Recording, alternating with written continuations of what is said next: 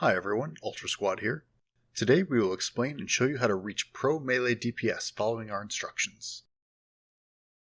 We recommend at least 3 pieces of the trimmed Masterwork gear, as its passive effect delays up to 50% of the damage you take.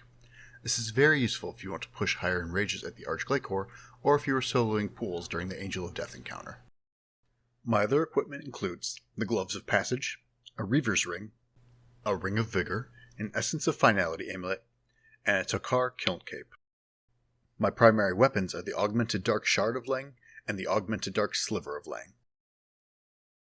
For weapon switches, I carry with me a Flanking Switch, which boosts backhand and forceful backhand damage, a ZGS, for its special attack which boosts non-bleed abilities by 50% for 20 seconds, a Masterwork Spear of Annihilation, which boosts bleed length by 50% or slightly less as it rounds down, and a Dragon Battle Axe, which greatly boosts strength and should be used at the adrenaline crystals before entering a boss fight. This is the list of perks I used for gear and weapons.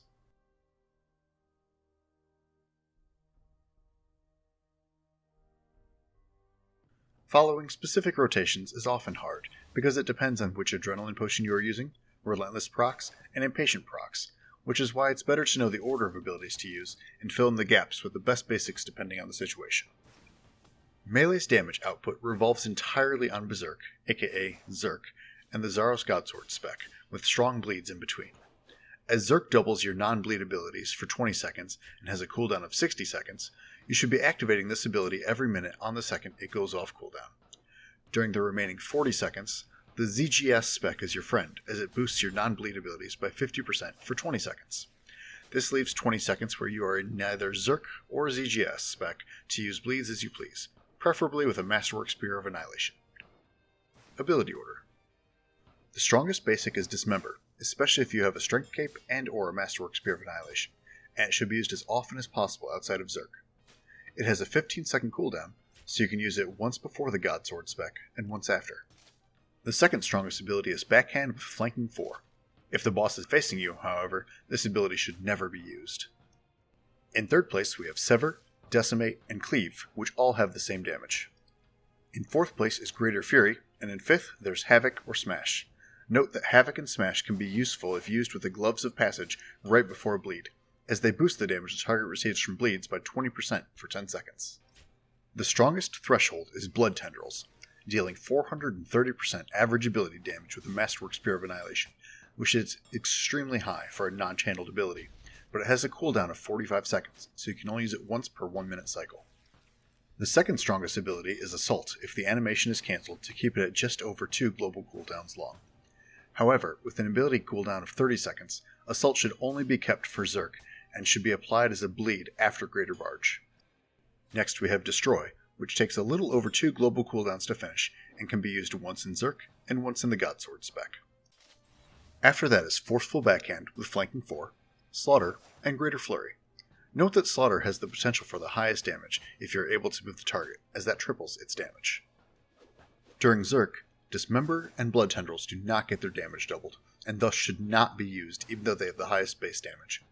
The same goes for all other bleeds. Also, pay attention to whether the boss is facing you or not, as Backhand can go from the highest DPS basic to the lowest DPS basic, depending on the boss's orientation. All ZERK rotations start with walking away from the boss at 92% adrenaline, 91% if you have Fury of the Small Relic, and using Anticipate. This should give you enough time to have Greater Barge on, and the Anticipate will put you at 100% adrenaline. Then swap to a Ring of Vigor, use ZERK, and Barge while drinking an adrenaline potion. Use basics until you get to 50%, and bleed Assault as soon as possible. If the boss is facing away from you, use Forceful Backhand with a Flanking Switch, then Destroy. If the boss is not facing away from you, do a 2-hit Greater Flurry, or preferably Hurricane if you have the Lang Swords, and then Destroy. You won't have the adrenaline to do all of that immediately, so use basics until you are at least at 50% adrenaline, then use the mentioned thresholds in that order. On the second ZERK, your adrenaline potion will be on cooldown, so you will need to use Limitless. Use the same setup as before with the Anticipate, Vigor Switch, and Barge, but this time use the 2 strongest basics you have, then Limitless and Assault Bleed. These 2 abilities need to be pressed on the same tick, but Limitless has to be activated before Assault for this to work. If timed incorrectly, Either your limitless will not last long enough for the third threshold, or your greater barge will run out, and you will not be able to bleed assault. Then, if the boss is facing away from you, use forceful backhand with a flanking switch. And if he is not facing away from you, do a 2-hit flurry, or preferably hurricane if you have the lang swords. Then do one more basic and destroy. Finish the ZERK with 2 basics after that. Note for both versions of ZERK, if you have mobile on an armor piece, swap to a non-mobile piece, usually normal masterwork, before barging so that you don't lose that 10% adrenaline you would normally get. After your ZERK finishes, use Dismember and build 50% adrenaline to use blood tendrils, then the Godsword spec when you're back at 50% adrenaline after a few basics. You should aim to use 1 destroy and 1 forceful backhand with flanking if the boss is facing away from you. If not, use flurry or preferably hurricane if you have the lang swords. Even though Dismember might be off cooldown during the ZGS spec, keep it for after it ends, as you will not be able to apply a third one before ZERK is off cooldown anyway. When the ZGS spec is over, don't be afraid to use threshold bleeds like Slaughter after ZERK if you think you will be at 91% or 92% as ZERK is coming off cooldown. During any section, either ZERK or the Godsword spec, you might get a Relentless proc and not use any adrenaline for a threshold. If that happens, that means you can fit 1 more threshold in than you would have been able to do so be creative and improvise. Dragon Claws or Vesta's Longsword are good EOF specs to dump adrenaline with, but should only be used on a Relentless proc on ZERK, which gives you 100% adrenaline, and nowhere else, as they are not efficient in converting adrenaline to damage.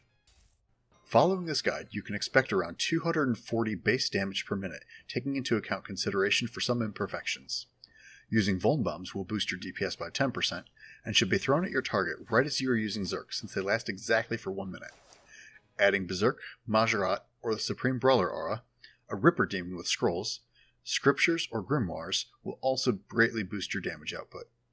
You often hit the max hit cap during ZERK, which is why melee is the style that benefits the most from the grimoire, which increases your max hit from 12k to 15k. Thanks for watching. If you liked our melee DPS guide, subscribe to the Ultra Squad channel and leave a like. See you next time!